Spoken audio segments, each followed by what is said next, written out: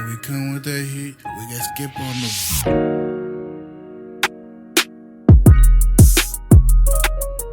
I was right. You were wrong. That's usually how it goes around here. Anyways, all right, Dana White Contender Series has started. Oh, no, that's not what that first episode, boom, garbage. Glad you didn't bet on that, Skip. Yeah, I'm so excited for this fight because I just want to see. Oh, it's gonna be good. We're both having problems today, dude. It's early in the morning. We're usually doing this at like 10 at night. You see that? That's light right there. Oh, dude! Shout out from the Tim Welch and Sugar Sean.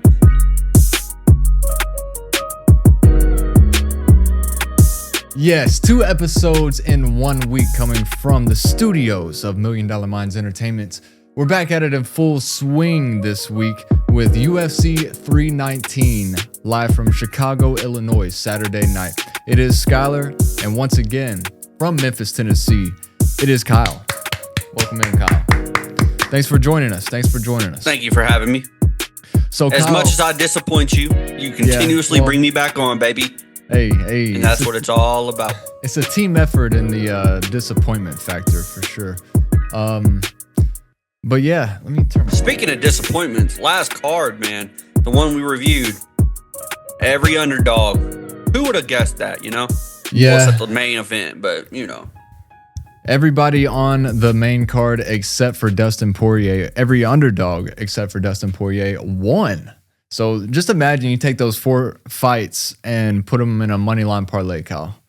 That would have been crazy. But before we get to 319, let's talk about what happened big news-wise in the UFC this week. It was announced by Dana White on Monday that UFC's worked out a deal with Paramount Plus, 7 years, $7.7 billion. That is with a B. To move on from ESPN and ESPN Plus over to Paramount Plus, where from what I'm getting, Kyle, it sounds like it's going to be the 1 monthly subscription. You get all the UFC events, including pay-per-views. Do I understand that correctly? Is that what you're getting? On the Paramount Plus, I think no. I think there's no more pay-per-views. That's what I'm saying. Yeah, you get all the UFC events, fight nights, pay-per-views, all for that 1 month subscription. Yes, I believe so. Sorry, I guess I was I'm zoned in, dude. I don't know if was it the Poirier fight that every underdog lost, or was it the Elliott to Poirier card? No, it was Poirier. I'm pretty sure, yeah. Because it was like Paulo Costa won. That was in the co-main event. You're right, dude. Yeah. You're right. I'm tripping. We don't have to cover it. That's my bad, brother. Yeah, no, it's all good. It was a very disappointing night until Max Holloway came out with the unanimous decision 5-round victory over Dustin Poirier, which I did pick to go the distance, and I also picked Max to win money line. But yeah, back to this deal. I'm pretty sure that they also said since Paramount Plus is owned by CBS, they're going to also do select pay-per-views live on CBS and, select fight nights as well, a few throughout the year. But on Tuesday, Dana White did announce that one of those live events live on CBS will be the White House card. July 4th, 2026 will be live for free on CBS. Dude, I'm really curious to see how that goes just with the weather outside and, you can't really predict all that. So it's going to be interesting. Man, that's one thing I didn't think about. But yeah, I can't wait for that. And especially to see. I think that's selective too for the United States. Like, I don't know if other countries aren't getting this deal. I don't believe. Yeah, I think you're right on that. But I'm so excited for that White House card, man, just to see where the UFC goes in the next 8 or so months, 8 or 9 months. And all the storylines that build up from between now and then, who's gonna be on that card? Are they gonna do mostly USA fighters, at least one per fight, or are they just gonna give us Ilya and Islam or Tom Aspinall and whoever he wants to face at that point? But yeah, a lot to look forward to. But we gotta turn our attention to Saturday night, Kyle. UFC 319 DDP, Dricus Du Plessis, the champion in the middleweight division, taking on undefeated, the boogeyman in the middleweight division, Khamzat Chimaev. And on the main card, we got our 5 fights for the main card. Kyle, how are you feeling about the lineup for Saturday night? I think it's a pretty good fight card. I think that there's a lot of good matchups, both in the prelims, but what we're talking about, the main card, I think the main card's looking pretty spectacular. And it's going to start out with a ranked matchup in the Flyweight Division. Tim Elliott, the underdog, plus 255 against Kai Asakura, who is the 15th ranked fighter in the Flyweight Division. Tim Elliott is 11, so higher ranked, but a huge underdog in this fight. Kai Asakura minus 350. He is 21-5 in his professional career, 21-13-1 for Tim Elliott. Both fighters 3-2 in their last 5. Asakura has a 1-inch height advantage, 3-inch reach advantage. Do you think the line, favoring Kai Asakura kind of tells us what's going to happen in this fight, Kyle? I think Tim Elliott is obviously, he's been in the game. I think he's pretty scrappy. I think Kai Asakura, though, just wants to come back and redeem himself from the last fight, the title fight. He even said, I feel like I didn't even show up. I've gone back to the drawing boards. I've worked on things, and I've kind of restarted. I think that's going to show a lot. So I do like Kai Asakura in this one, and I think he will get it done. So I think the line shows, pretty accurately. Yeah, Elliott, 3 knockouts, 7 submissions, 11 fights he's won by decision. And for Asakura, 13 knockouts, 3 submissions, 5 decisions. 3-round fight. Do you think it's going to go the distance, or do you think Asakura gets the finish? Maybe Tim Elliott is able to take him to the ground and get one of those submissions again. I think Kai will get the knockout, honestly. I do see it going no distance. I do see him as the larger, more physical threat. I feel like he's going to be able to eat some of Tim's punches if he tries to hang in the pocket with him and counter with some heavy blows for sure. But that is the main card opener in the Flyweight Division. We're moving on to middleweight, where we see 9th-ranked Jared Cannonier versus Michael Venom Page, who is the 15th-ranked fighter in welterweight, but he is moving up to middleweight for this bout. Cannonier plus 158 on the money line. MVP minus 205. Both of these guys are a little older. Cannonier 41, MVP is 38. Page is 23-3 in his career, a stout record, and Cannonier 18-8. Both fighters 3-2 in the last 5. What do you see, Kyle? I actually like the dog in this one. Then again, I'm a Jared Cannonier fan. I think he's just a dog.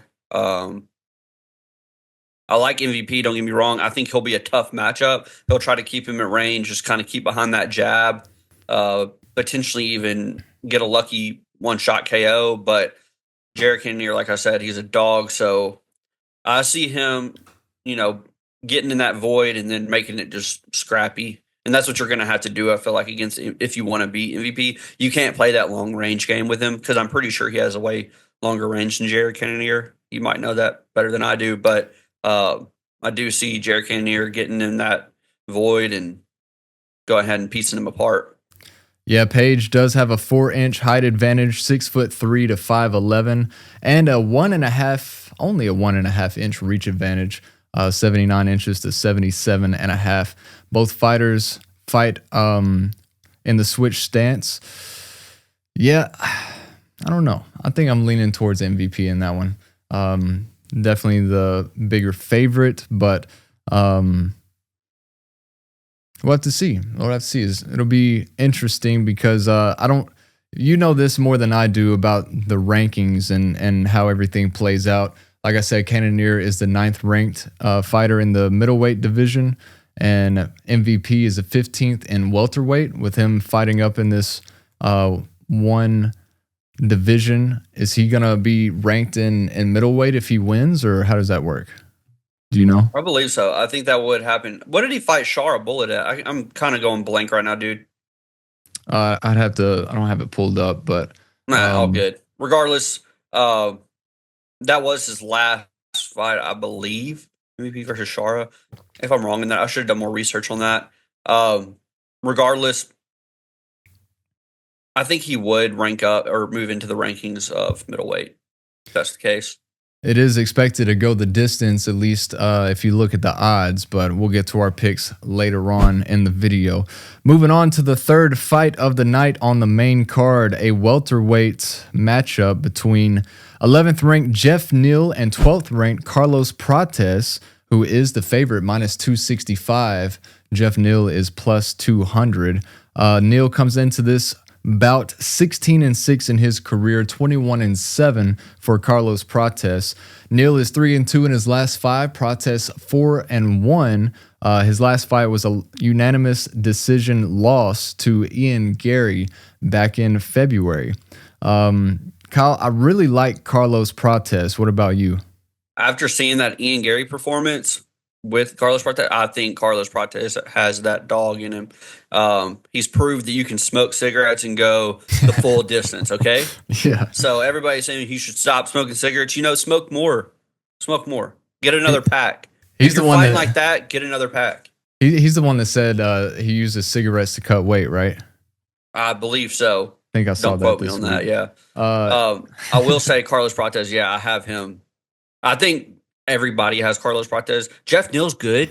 Don't get me wrong. I think this will be a stand-up fight, and it's just going to be a banger. I think this has potential to be fight of the night, even with the main event we have, but Geoff Neal and Carlos Prates both dogs. So I would love to see this fight. I'm excited to see this fight. Prates with a 2-inch height advantage, 3-inch reach advantage, 16 knockouts, 3 submissions, 2 decisions for Prates. So a heavy hitter is what that tells me. As for Geoff Neal, 10 knockouts, 2 submissions, 4 decisions. So a lot in that favor of Geoff Neal as well.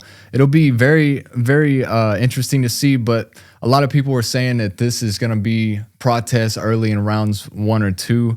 I don't know if I necessarily see it that way. It could more like maybe not go the distance, but I think Geoff Neal is going to be able to take some punches early for sure. But now to the co-main event. We're in the featherweight division now. 6th ranked Lerone Murphy versus Lerone. What'd I say? I don't know what you said. Lerone. Oh, sorry. Lerone.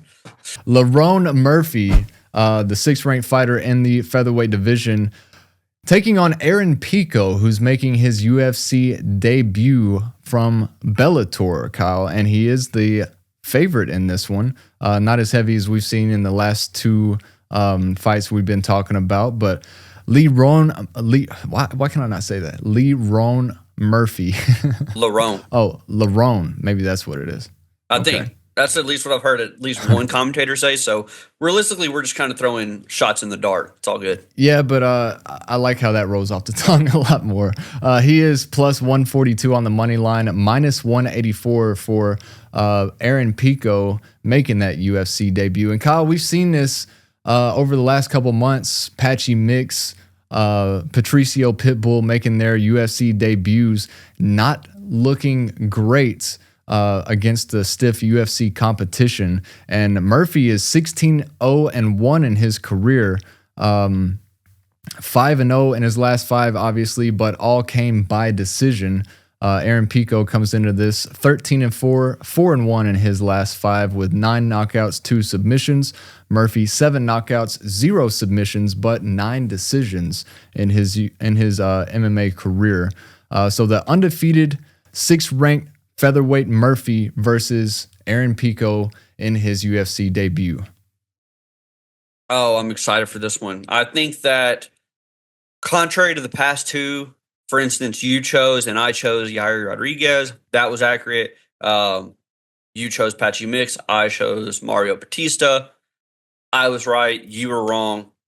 That's usually how it goes around here. Anyways. I don't know if I bet on Patchy Mix, but I do remember you hitting Mario Batista, yes. Oh, yeah, dude. I was trying to tell. I mean, I don't care if people hate him. Mario's good. By the way, sidetrack. If we see Mario versus Umar, I think that'll be a lot more skilled fight than people are going to assume. But we'll get to that when that happens. Anyways, Aaron Pico, I think he does have it. This is the Bellator fighter that's going to come over and translate well. I think Henry Cejudo, I heard say, or somebody said that Aaron Pico has just been fighting with these I got to stop saying dogs, but fighting with elite level guys. Yeah, elite level guys for a long time, ever since he was young. So I really do think if it gets to the ground, it starts getting, a lot of wrestling going on. Aaron Pico is going to dominate, and I still see it going that way. I can get hate from UFC fans for saying that because Murphy's really good. He's a good prospect, but man, or he's a good, good talent. But man, I just like Aaron Pico in this one. And Pico is a little bit shorter, 5'8" to 5'9". Who that is Murphy. So Murphy with the 1 inch height advantage, 2 inch reach advantage. Pico is the shorter, more stocky and powerful type of wrestler. And could be a problem stylistically for Murphy. But that is the featherweight co-main event for UFC 319.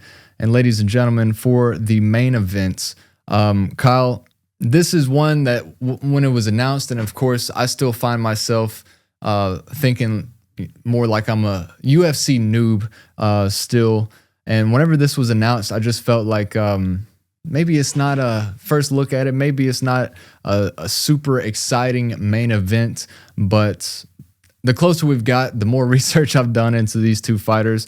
DDP, who we've seen in our UFC 312 breakdown when we first started, that was in our second episode. He took on Sean Strickland and defended his middleweight title. But Dricus Du Plessis, the champion in the middleweight division, taking on Khamzat Chimaev, who is the third-ranked contender. And the heavy favorite, minus 260 for the challenger, plus 196 on the money line for DDP, Kyle. When this fight first got announced, we're both having problems today, dude. It's early in the morning. We're usually doing this at 10 at night. You see that? That's light right there. What is this? Anyways, I think that when this fight first dropped or got announced, I was excited. I mean, I'm still excited, but I thought DDP, he has that awkward fight. And honestly, the fight against Usman with Khamzat just sticks in my head. And I'm like, man, DDP can weather the storm. DDP's tough enough to weather the storm. The more it goes on, I don't know why I always get in that mindset of just getting stuck on a fight. For instance, the Usman fight. Usman's good. Usman's been good. His wrestling's elite. DDP's good. His wrestling is elite. I think that Khamzat's wrestling is just on a different level. I do think that if it was a 5-round fight against Usman would have pulled it off at that time. But I think that this is a different time. This is a different fight. I think Khamzat, even if it goes later rounds, will dominate. I think that since he's been training with Armin's, cardio-wise, just super, super elite. DDP, I mean, I'm not trying to discredit him at all. I think he's really good. I do think that if DDP shuts down Khamzat's wrestling a few times, Khamzat may take, what's the word here? His confidence might go down a little bit. Yeah. That being said, I think that they'll result to standing on the feet. And if they stand on the feet, Khamzat's striking is pretty good. Yeah. I have Khamzat winning this one. I mean, I know that the line's crazy. At first, I said DDP. I think even it was in this episode. Not this episode, but obviously a previous episode where I mentioned it.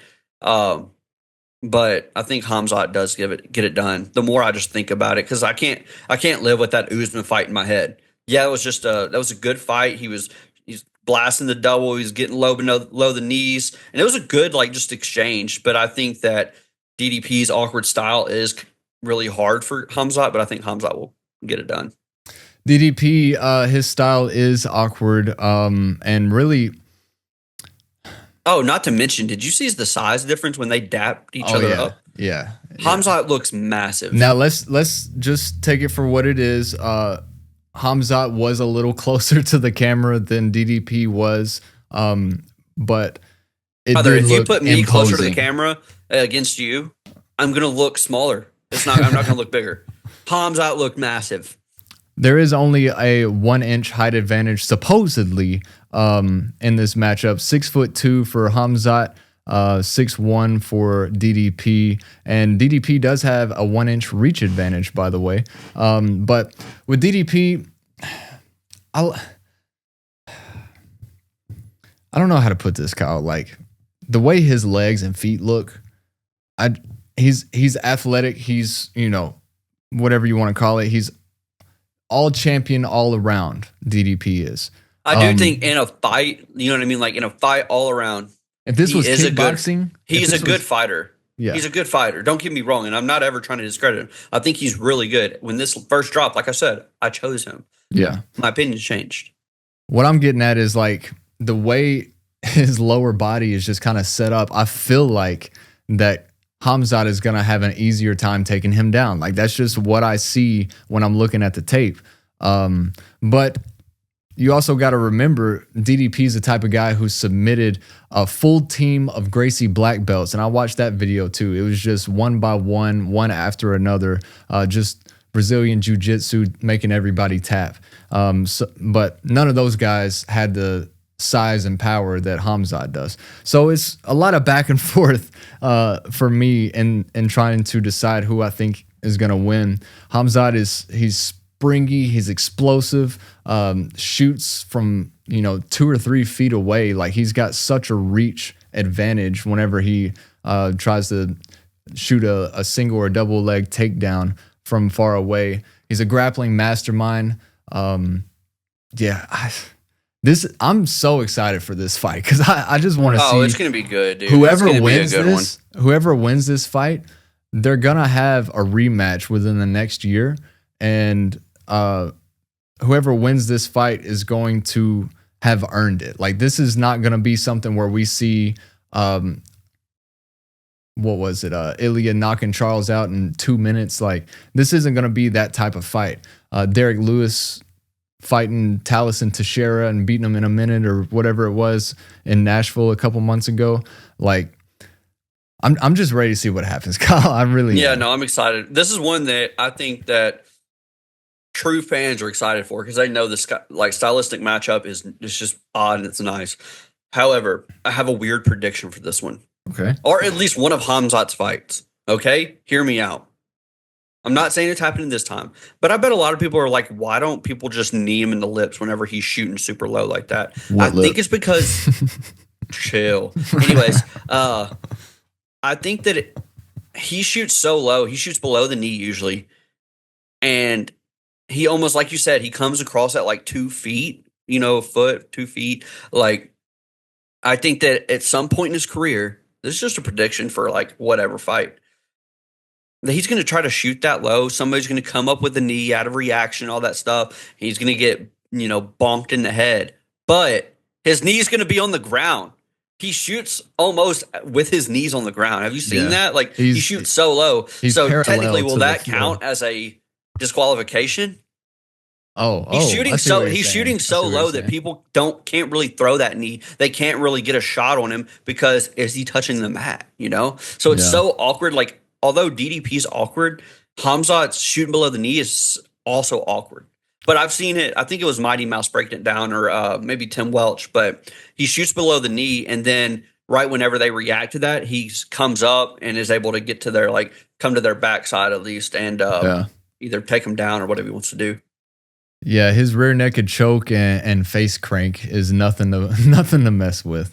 But yeah, Kyle, I feel like Khamzat's gonna surge early.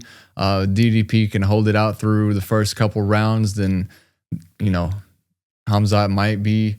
It takes so much energy for the type of takedowns and control that Khamzat always has. And if DDP can survive that, then I think it does play in his favor.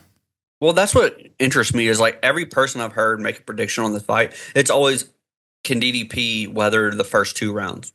It's like, dude, it's always if. Like, what if he can't?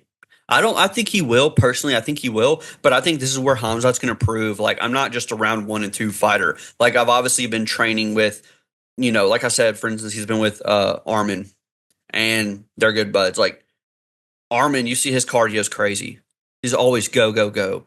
I think that Khamzat Khamzat's working with the right guys. I think he's working in the right direction where now he's going to get used to those 5-round fights. He's going to win this fight, and then he's going to reign as champ for a good amount of time. That's if he stays as active as Dana White thinks he's going to stay. Someone asked, hey, is Khamzat going to stay as active?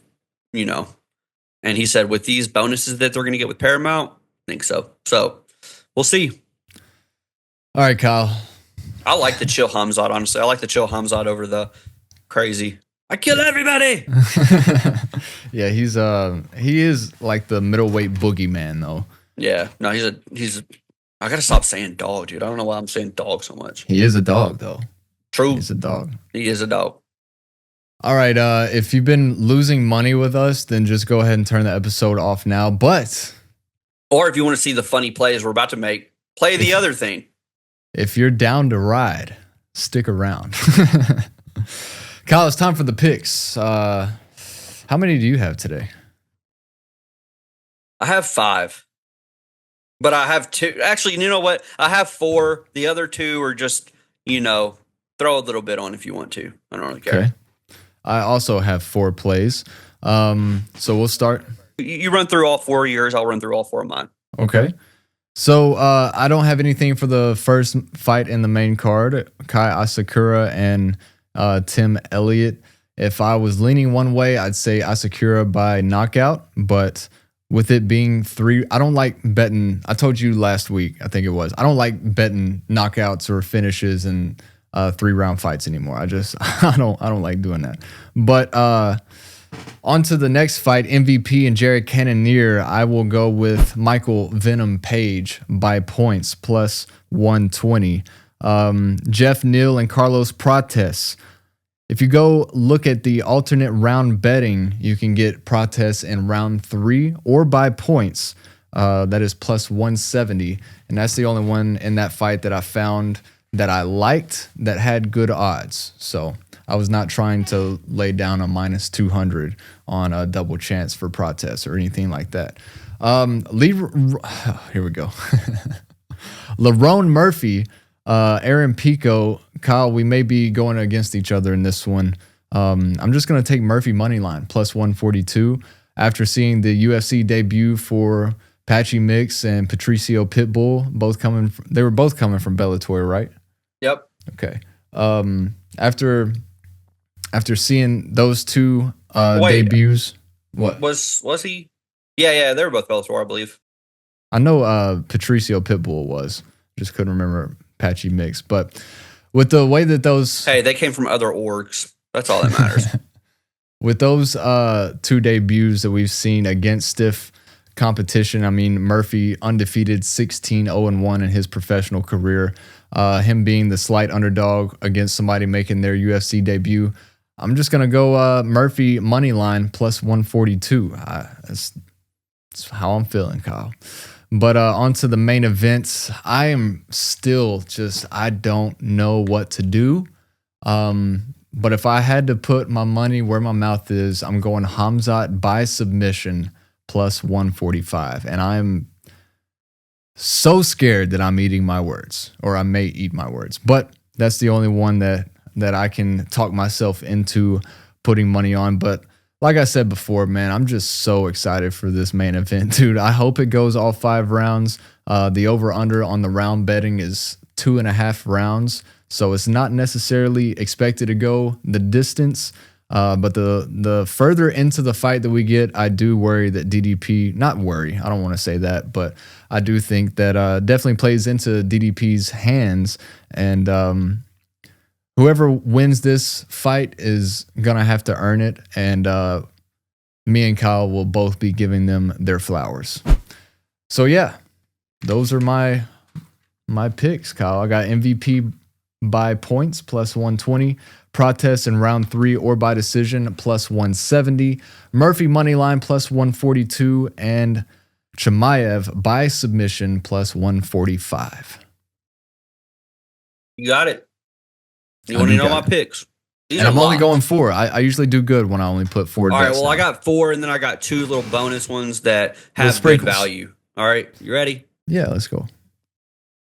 First, I'm going to start with a prelim fight. Drakkar Close. I'm going to take him money line plus 114. Well, hold on. Are these the 4 picks you got, or are these the couple sprinkles? This is one of the 4 picks I've got. Okay. All right, cool. So Drakkar Close money line. I like him. Just going to take him. Kai Asakura by KO. Like I said, he's got something to prove. Plus 160. I'm taking it. One I saw in there, this is for anybody that wants to add it to a parlay, I guess. Put no distance minus 116. I kind of like that. I think they'll be scrappy. First, fight on the main card. Boom. All right. Now, here we go. Skylar, don't be mad at me. Aaron Pico by points plus 150. Okay. I do, like I said, I think he'll mix in the wrestling. I think he's a good striker from what I've seen. Okay. I got to stop speaking like in absolutes because I've only seen a few of his performances. And from what I've seen, he's a pretty good striker. I think that Lerone Murphy will outdo him in that striking if he decides to strike. But I believe that he'll get it done by points. He'll show his wrestling abilities. And yes, that's how I have there. Plus 150 by points. I have Carlos Prates by KO. Plus 125. Okay. Now, the 2 that I have for just some plus 200 value, I have MVP versus Jared Cannonier fight to go under 2.5 rounds, plus 200. And then another one for the main event, DDP versus Khamzat Chimaev. I have how will the fight end? Take a guess. How do I think the fight will end? Submission. Nope. Points. KO. Really? I think that I saw something where Khabib was like, if you want to take your chance against DDP, don't try to wrestle with him, getting these scrambles with him. Stand on the feet. Khamzat Chimaev has pretty good boxing and pretty good striking. So I think that if he stands there and bangs with him, I think that he could potentially rock him, and or DDP is going to rock him. So I have KO TKO. Crazy, I know, but plus 200. Book it.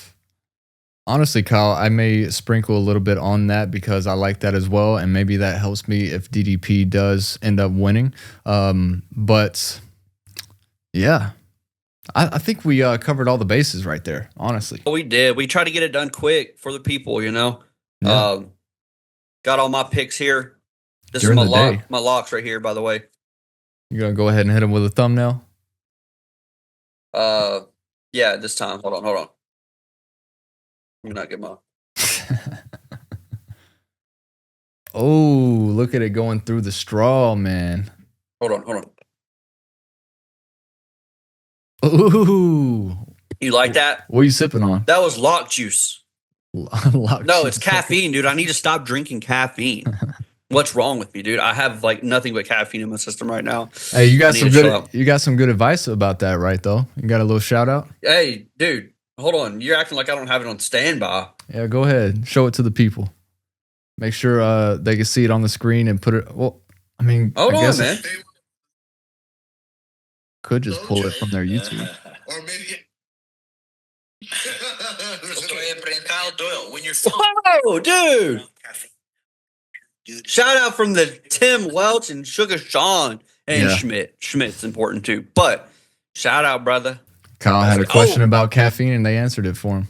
Yeah, I said when you know what we'll ask the chat, aka viewers, when you don't want caffeine because you're like, oh, it's later in the evening, I don't really want to drink caffeine, I don't want to stay up tonight. What do you do to get a little buzz going? What do you do to get a little energy?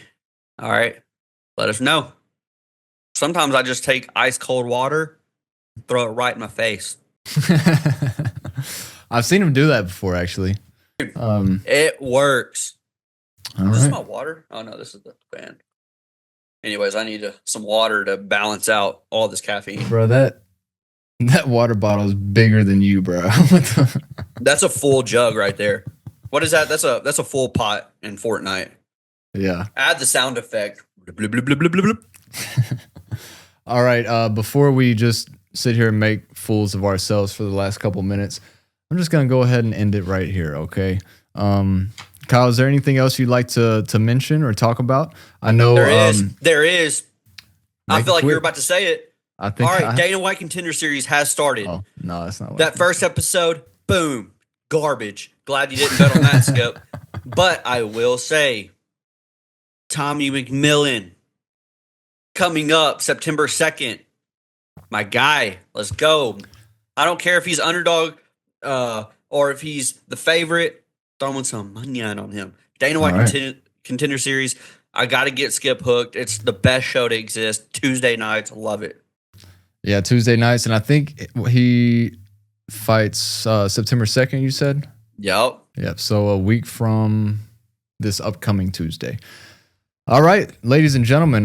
What I was going to say is mention all the fights that have been announced in October. We'll see Tom Aspinall. He'll fight Cyril Gane. Yuri Prohashka, Merab Dvalishvili's fighting. I think there might have been one or two more off the top of my head, but maybe we need to make another episode for Tommy and, break down some of the big headlines coming out of the UFC here on $1 Million Radio. Kyle, any last words for the people? Get out there and get your money up, but not by tailing us. All right. I'm just kidding. Tail us. This is our last time, okay? Our last time, we're going to give you some locks, and they're going to hit this time. They're not. If they hit this time, we'll do another one. Trust me. Okay. All right, ladies and gentlemen, UFC 319 live from Chicago, Illinois, Saturday night. You have our picks. Do what you want with them. And as always, we'll see you next time.